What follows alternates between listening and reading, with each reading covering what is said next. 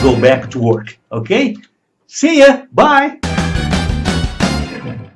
Hello, people from YouTube! Estamos aqui de volta para mais uma dica de inglês do tio Beto. Papo reto, inglês como o gringo fala de verdade. Inglês que sai da boca do gringo hoje, não inglesinho de livreco de inglês por aí, de carteirinha de sala de aula. Ok. Vocês já devem ter se deparado com I prefer e I'd rather.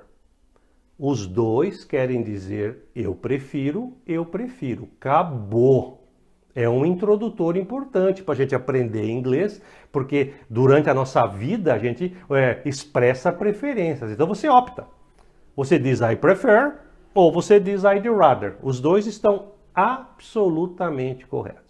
A tendência da gente que é brasileiro é usar o I prefer. Não tem problema nenhum. Mas o gringo usa bastante também o I'd rather. Você escolhe o que mais te convém. Eu também falo bastante o I prefer, porque é mais parecido com a língua portuguesa e como o gringo gosta também, a gente usa, morreu, acabou. Agora, o I'd rather também aparece. Então é bom vocês darem uma olhada nisso aqui. O problema aqui é que você esbarra numa gramática, né? O I prefer manda você usar o verbo num tempo. O I'd rather manda você usar o verbo em outro tempo. Esse que é o problema. Quando você usar o I prefer, o verbo tem que estar no ing. I prefer going home now. Depois de prefer, o verbo tem que estar no ing. Ponto. Tem nada a ver com gerúndio isso aqui. Tem nada a ver com indo para casa. É uma regra de ing form. Depois de I prefer, o verbo tem que estar no ing. I prefer going, I prefer eating, I prefer working.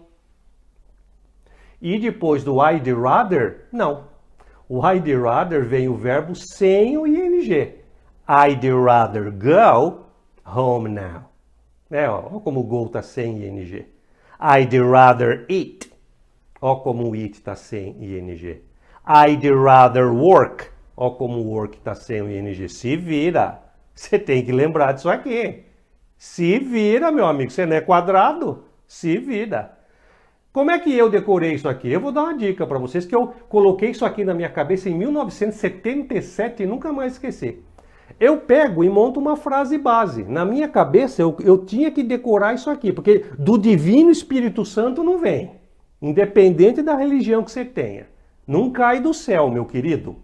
Eu coloquei na minha cabeça assim, ó. I'd rather go, I prefer going. I'd rather go, I prefer going.